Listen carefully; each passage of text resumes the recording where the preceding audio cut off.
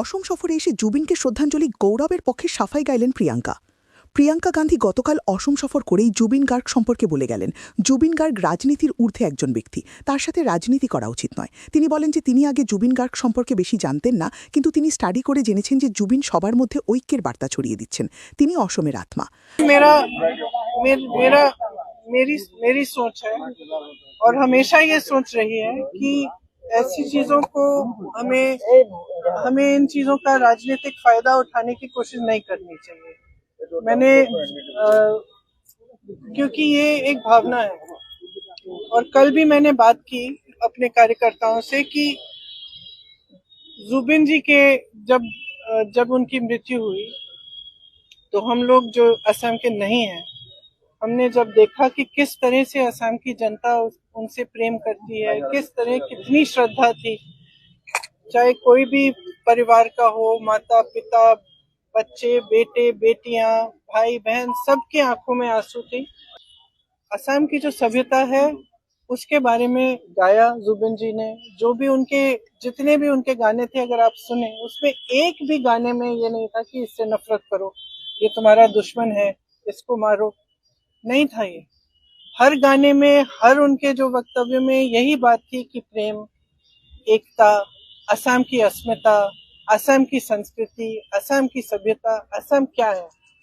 और मैं कल अपने कार्यकर्ताओं को कह रही थी कि देखो, हम भी उसी चीज के लिए लड़ रहे हैं। एक तरह से हमारी लड़ाई जो है असम की संस्कृति, असम की सभ्यता को बचाने की लड़ाई है। রাজীব তমায়া জুবিনের পাশাপাশি গৌরব গগৈ সম্পর্কে নিজের মতামত তুলে ধরলেন। তিনি বলেন যে মুখ্যমন্ত্রী নির্বাচনের আগে ভয় পাচ্ছেন। গৌরব গগৈ একজন ইতিবাচক ব্যক্তি, যিনি অসমে মূল্যবোধের রাজনীতি আনতে চাইছেন। মুখ্যমন্ত্রীর গৌরব গগৈয়ের বিরুদ্ধে করা অভিযোগ অসমের মানুষ বিশ্বাস করে না বলেও মন্তব্য করেন তিনি। বলেন যে কংগ্রেস সঠিক পথে আছে, তাই মুখ্যমন্ত্রী আক্রমণ করছেন। তিনি পরামর্শ দিয়ে বলেন যে কারোর পরিবার বা সন্তানকে মিথ্যা আক্রমণ না করে অসমের উন্নয়নের জন্য কাজ করতে মুখ্যমন্ত্রীকে পরামর্শ দেন। বলেন অসমের মুখ্যমন্ত্রীর উচিত অসমের যুবকদের চাকরি দেওয়া। যদি তিনি 10 বছর ধরে মুখ্যমন্ত্রী হওয়ার জন্য কাঁদছেন, তাহলে আমার আর কিছু বলার নেই, এমন মন্তব্য করেন প্রিয়াঙ্কা গান্ধী। हाँ ठीक है, हम सही रास्ते पे हैं क्योंकि हम पे आक्रमण हो रहा है। और मैं वही चीज गौरव जी के बारे में बोलूंगी कि सही रास्ते पे चल रहे हैं, इसीलिए इतने खराब आक्रमण हो रहे हैं।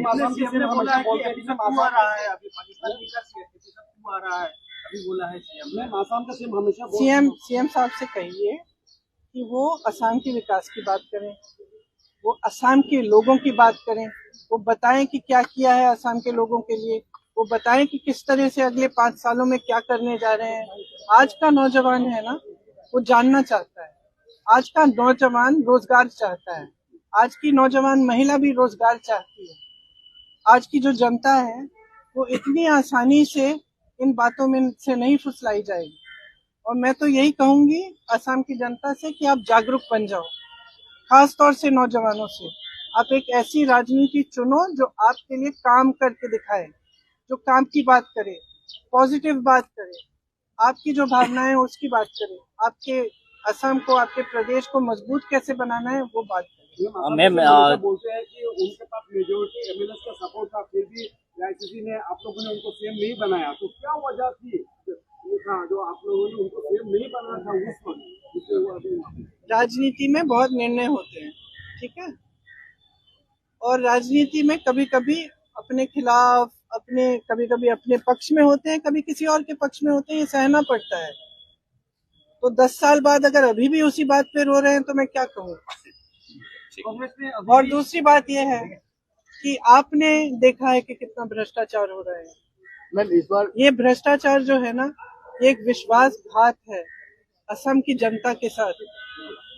ये हमारी जेब से नहीं ले रहे हैं पैसे, ये जो संपत्ति सारी इकट्ठी कर रहे हैं, जो अपने बड़े बड़े उद्योगपति मित्रों को दे रहे हैं, ये असम की जनता की संपत्ति है। जो जमीन बड़े बड़े उद्योगपतियों को दी जा रही है वो असम की जनता की संपत्ति है। जितने बड़े बड़े उद्योग दिए जा रहे हैं वो असम की जनता के हैं, और असम की जनता समझ रही है, देख रही है। मैं तो ये नहीं मान सकती कि नहीं दिख रहा है, और जब देख रही है तो पहचान भी रही है कि बदलाव का समय आ गया। Thank you.